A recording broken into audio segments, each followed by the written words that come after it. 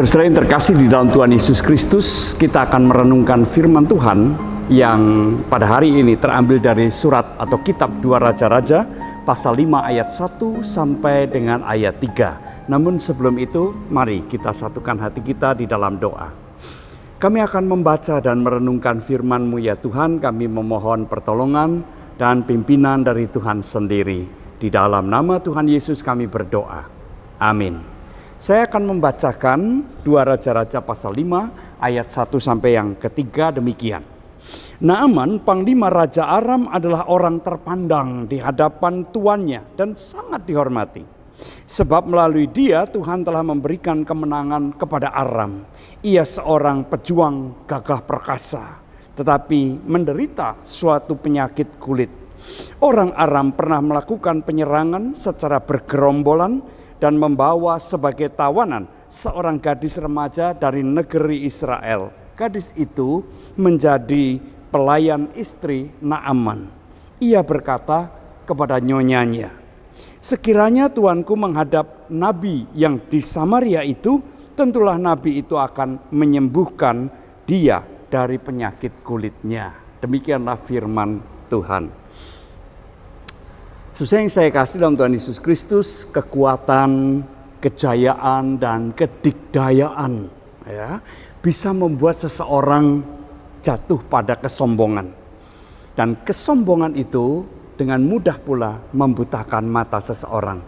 Sementara kerendahan hati mencelikkan mata. Kita belajar dari seorang yang sangat berhasil di dalam kehidupannya, yaitu Naaman. Ia seorang panglima perang, orang kepercayaan dan sangat disayang oleh Raja Aram.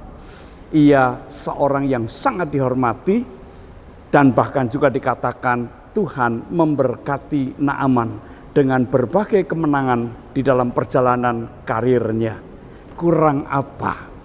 Semuanya ia miliki, ketenaran, kehormatan, keberhasilan, dan segala macam yang menjadi impian banyak orang. Tetapi ada satu hal yang tidak dapat ia hindari. Bahwa orang yang sehebat, sekuat, sejaya Naaman pun tidak luput dari bencana dan malapetaka. Ia terkena penyakit kulit dan kemungkinan besar itu adalah penyakit kusta. Penyakit yang sangat mengerikan karena pada waktu itu tidak ada obatnya, dan setiap orang yang terkena penyakit kusta sebenarnya sedang berjalan menuju kematian yang sangat mengerikan. Nah, saudara yang saya kasih dalam Tuhan Yesus Kristus, orang yang terkena penyakit kusta bukan hanya penampakannya atau fisiknya menakutkan, tetapi juga penyakit itu tidak tersembuhkan dan ia dikucilkan dari masyarakatnya. Naaman ini jatuh sampai pada titik yang paling rendah. Nah, pada saat itulah seorang gadis, seorang budak yang tidak dikenal, kita tidak tahu siapa namanya, berbicara kepada nyonyanya, yaitu istri Naaman. Seandainya Tuhan mau ke Samaria menemui nabi yang di sana, mungkin nabi itu akan menyembuhkannya. Saudara yang terkasih dalam Tuhan Yesus Kristus, apa yang dikatakan oleh budak, seorang gadis, double minority itu, didengar oleh Naaman. Artinya Naaman mau mendengar saran dari budaknya yang adalah seorang gadis tadi. Sesuai yang terkasih dalam Tuhan Yesus Kristus, Naaman pergi ke Israel dan kemudian ia bertemu dengan Nabi Elisa dan Nabi Elisa kemudian menyembuhkannya. Tentu itu adalah karya Allah, pekerjaan Allah melalui Nabi Elisa yang memulihkan dan menyembuhkan Naaman. Nah, sesuai yang terkasih dalam Tuhan Yesus Kristus, ada 3 hal penting yang dapat kita pelajari dari perjalanan hidup atau pengalaman Naaman ini. Yaitu yang pertama, bahwa sehebat apapun seseorang tidak kebal terhadap bencana dan malapetaka. Itu menyadarkan kepada kita, tidak ada orang hebat di dunia ini yang kebal terhadap segala kesulitan, segala pergumulan, dan segala hal yang tidak terduga tadi. Tak terkecuali kita juga. Oleh karena itu, baiklah kita senantiasa menyadari bahwa kita ini adalah makhluk yang lemah dan terbatas. Itu yang pertama. Yang kedua, oleh karena itu, kita juga perlu untuk terus belajar rendah hati, mengakui kebergantungan kita kepada Tuhan, bahwa kita sungguh bergantung pada pemeliharaan, perlindungan, dan pertolongan Tuhan dalam kehidupan kita. Sama seperti Naaman, ia mengalami kesembuhan oleh karena pertolongan dari Allah sendiri.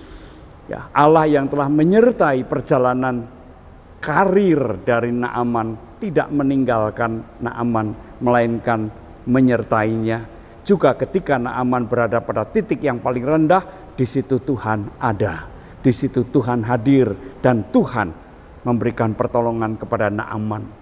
Ketika kita berada pada titik yang seperti itu, maka kepada siapakah kita akan berharap? Kepada Tuhan. Itu yang paling utama. Dari Dialah kita akan mendapatkan pertolongan di dalam pergumulan kita. Dan yang ketiga, kita belajar juga untuk rendah hati seperti Naaman yang bersedia mendengar saran dari seorang yang mungkin direndahkan, diremehkan, mungkin bukan orang yang terhormat, seorang budak, seorang gadis. Sesuai yang terkasih dalam Tuhan Yesus Kristus, Tuhan bisa berbicara kepada kita melalui siapapun. Jikalau kita mendengar saran yang baik dari siapapun, jangan melihat orangnya, tapi dengarkan sarannya. Saran yang baik itu adalah suara Tuhan yang berbicara melalui orang tersebut. Kecenderungan kita adalah melihat siapa yang berbicara, bukan apa yang dibicarakan. Padahal apa yang dibicarakan jauh lebih utama, jauh lebih penting daripada siapa yang berbicara. Dengan begitu kita akan rendah hati kita terbuka, telinga kita terbuka untuk senantiasa mendengar suara Tuhan yang berbicara kepada kita melalui orang-orang yang ada di sekitar kita. Tuhan memberkati kita semua. Amin. Mari kita berdoa. Ajarkanlah kepada kami ya Tuhan untuk senantiasa rendah hati, sehingga kami boleh melihat, boleh mendengar apa yang menjadi kehendak Tuhan dalam kehidupan kami, sehingga kami juga terus menyandarkan diri kami, hidup kami kepada Tuhan sendiri.